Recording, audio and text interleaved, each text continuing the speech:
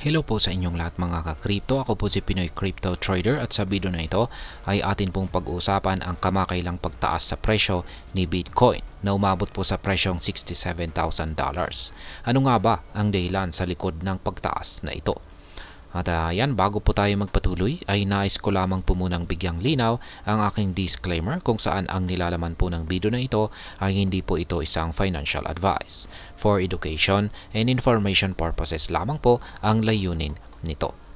Ngayon ay bakit nga ba tumataas ang presyo ni Bitcoin? Kamakailan si Bitcoin po ay umabot po sa presyong $67,000 na nagdulot po ng malaking kasiyahan sa mga investors. Ang pagtaas na ito ay dulot po ng ilang mga pangunahing dahilan. Ngayon ay ano nga ba ang papel ng US election data at positibong sentiments? Isa sa mga pangunahing dahilan ng pagtaas ng presyo ni Bitcoin ay ang positibong balita mula sa US political scene, lalo na sa nalalapit na presidential election.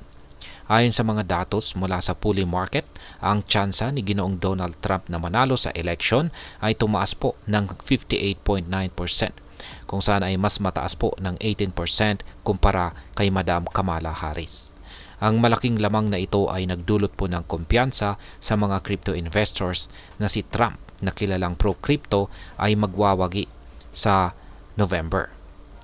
Ang kanyang positibong pananaw sa digital assets ay nagbigay ng masiglang pananaw sa market.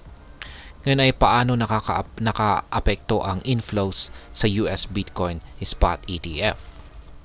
Ang isa pang mahalagang dahilan ng pagtaas ng presyo ni Bitcoin ay ang pagtaas naman ng inflows sa US Spot Bitcoin ETF.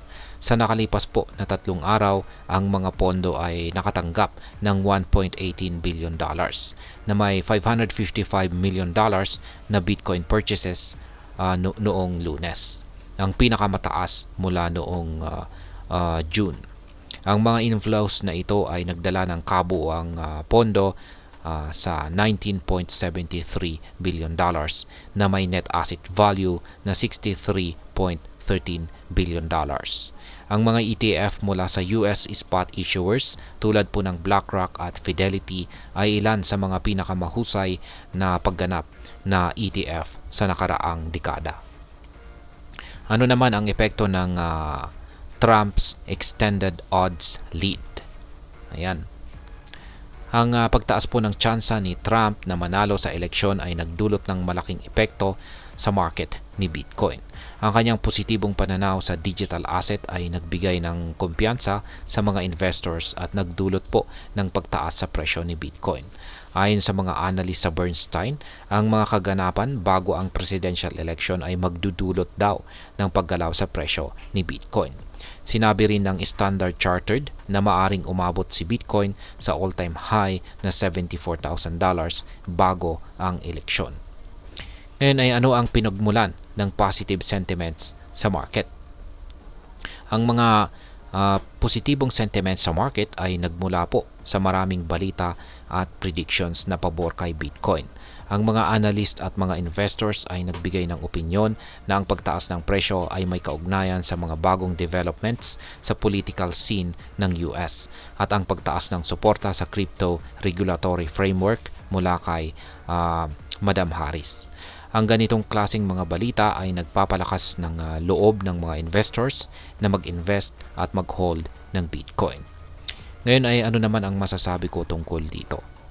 Sa aking sariling pananaw, ang kamakailang pagtaas ng presyo ni Bitcoin ay isang magandang indikasyon ng kumpiyansa ng market sa cryptocurrency.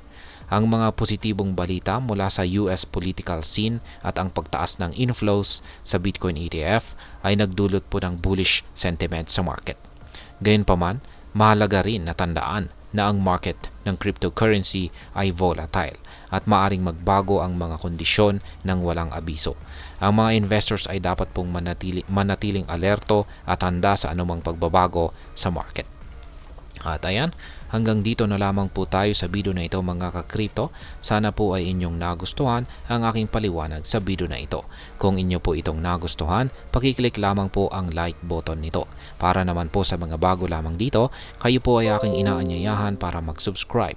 Pakiclick na rin po ang bell icon nito dahil ito po ang siyang magsisilbing notification nito sa mga bago kong videos na akin pong ina-upload sa aking YouTube channel na ito. Marami pong salamat sa panonood, ingat po tayo lagi at God bless po sa ating lahat.